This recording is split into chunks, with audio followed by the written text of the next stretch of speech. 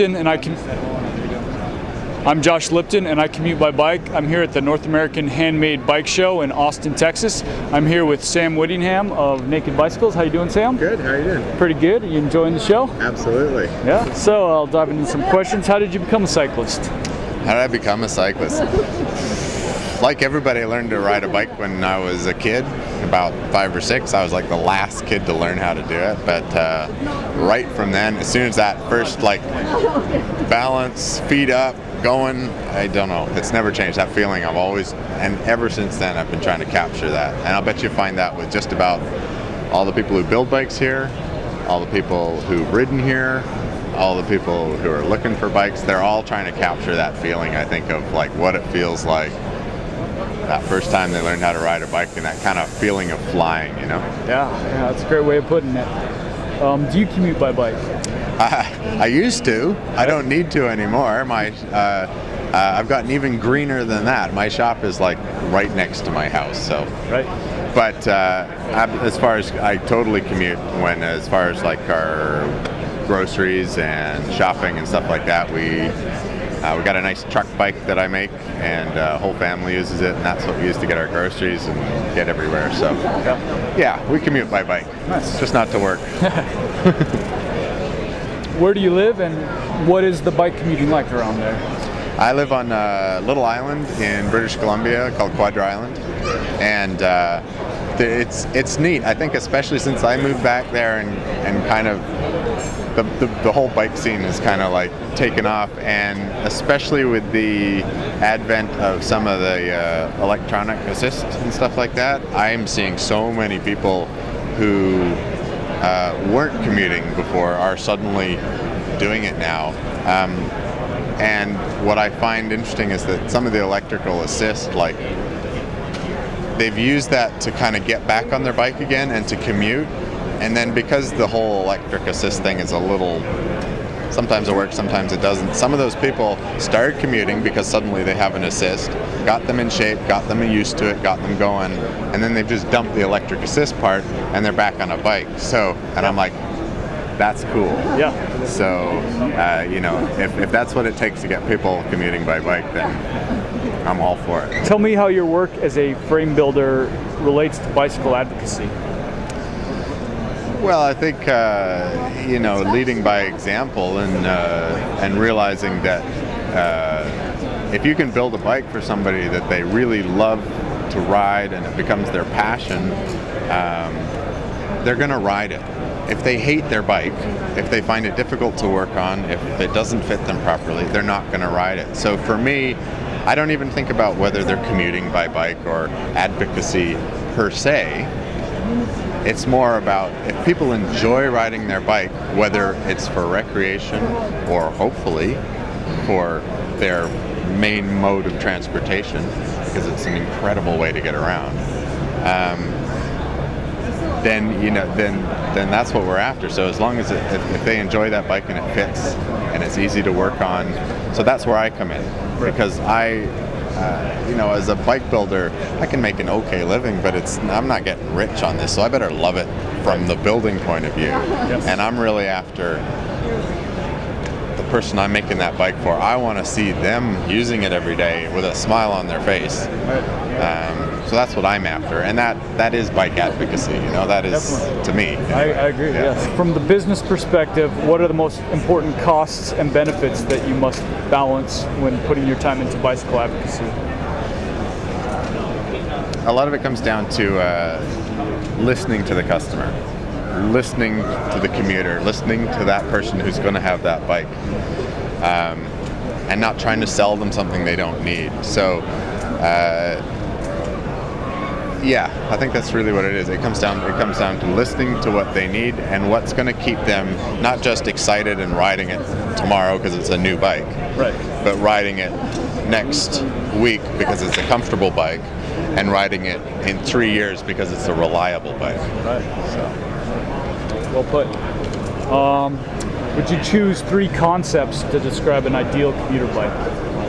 3 concepts. I think I basically just did there. It's got to be fun, comfortable, and reliable, and the reliability means affordable. Right. Yep. To me, Yeah, you know. that's good. I agree. What inspired you to begin and to continue building bicycles? It's that passion for the bike and that joy I know that I'm always looking for when I ride a bike, and I see on other people's.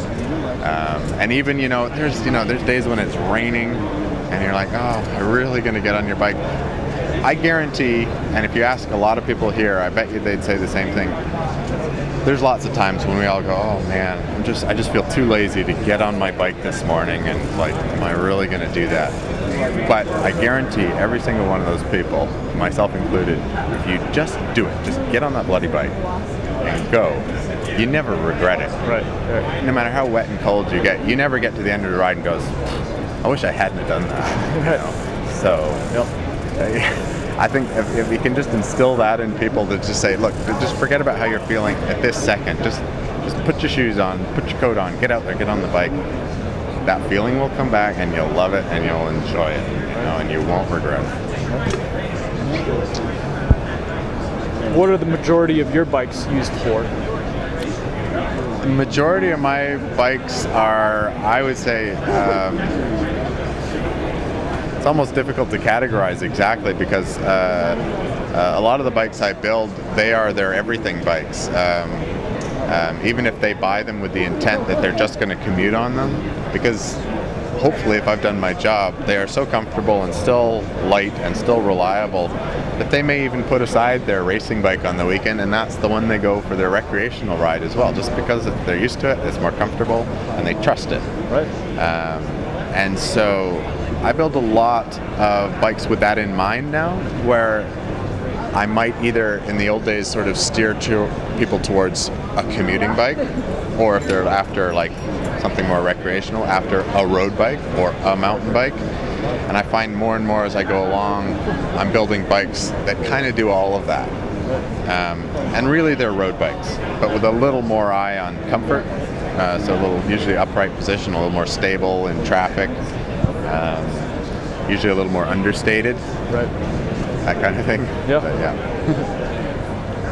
If money was no object, what bicycles would you integrate directly into the bicycle frame, and which would you build mounting points for? Again, it completely depends on the customer, so that's a tricky one to say, and you'll see that in a lot of the bikes I build. If I know a customer is going to carry panniers and bags every day, all day long, absolutely integrate those racks. And if they live somewhere that rains a lot, build in the fenders and the stays. Anytime you can get rid of like fastening points, and that's where the water gets in, that's where it corrodes, that's where it creaks, that's where it's heavy. If you can get rid of that stuff, all for it. Having said that, if somebody only wants to use a rack occasionally, well then it doesn't make sense. Right. But it might make sense. I'll often make them a custom rack, so you get rid of a lot of the hardware. Right. But they can still take that on and off, so it's sort of semi-integrated kind of thing. I don't know if that answers the question, but that could apply to anything. Handlebars, Yep. pretty much wherever you want to go with it. No, that answers it. I want to talk a little more about electric bikes. Can you talk about the constraints and or opportunity for adding electric assistance systems to your bikes? I've been kind of watching and sort of dabbling in the electric thing since they came out, because I realize, especially as the baby boomers and the people who ride a lot of bikes, they're kind of aging and they need a bit of an assist to keep them riding. It makes absolute sense. I'm a huge fan of the idea of electrical assist. However, I still think there's a lot of work to be done in the electric. The components that are available to do electric assist. There's some good companies out there doing some good work, but it's still, the batteries are still heavy, they're getting lighter, and it's still a bit finicky. It reminds me of, computers in the old days, where it's kind of like plug and play components, right? Right. And trying to get it all to work together. And I think the thing that scares people about bikes, that keeps them off the bike is if they're afraid of the technology. Right. And right now, I'm afraid that the very people you want to get on bikes with electrical assist are the people that are being scared away from it. And until that becomes a little more cleaner and becomes a solid component, it's going to be tricky. Right. I'm still working on it, and I still do it for people, but you got to be a particular kind of person to keep it running. Yeah, it's true. Yeah. Do you have any thoughts on commuting bike design trends that have been picked up by the big players in the cycling industry? I think they're just starting now to realize that that the person who commutes by bike is no longer just satisfied with a $200 special. This person uses that bike every day, and it's not just a comfort bike or what we used to call hybrids or anything like that, but there's a specific commuter bike. In fact, I think it's very telling that we're even referring to it as a commuter bike, as opposed to a city cruiser, a hybrid, all these other sort of names and labels that kind of make it sound like a $200 bike. And I do think the big players have followed what the smaller builders have actually been doing for quite a time now, and that's building a higher quality, everyday utility or commuter bike. Yeah. So I think they're catching on a little. It's always going to be a little tough because we find this too, is that the bike that people want for practical purposes, for whatever reason, they will never spend as much money as they will on their fantasy bike, because when you're talking about fantasies, people will spend gobs of money. Right. Well, to wrap up here, imagine that I'm a potential buyer but not a bike building connoisseur. Which features of your commuter bikes would you want to emphasize to me? I would say a lot of it is just what is. It's not even particular features. It's listening to the customer again and figuring out exactly what their needs are. Is right down to like, where do they ride? How do they park their bikes? How do they get on their bikes? Do they store them in the garage? Do they store them? Is it heated where they work? Does it rain a lot? Or are they somebody who, when it rains, they just don't ride? All of these kind of things make huge differences in the design process of a bike. So it's not so much that there's definitely no definite features that are one size fits all. I'll do always a lot of things that are that the customer may not even know about. It'll be like making sure that I use stainless fixtures for the water bottle holders and stuff like that, venting the tubes properly, so they can dry out if they get wet, using the correct materials depending on how it's going to be used in 5 and 10 years. These are things that customer probably will never notice or know. All they know is that it's not rusting. Right. Yep.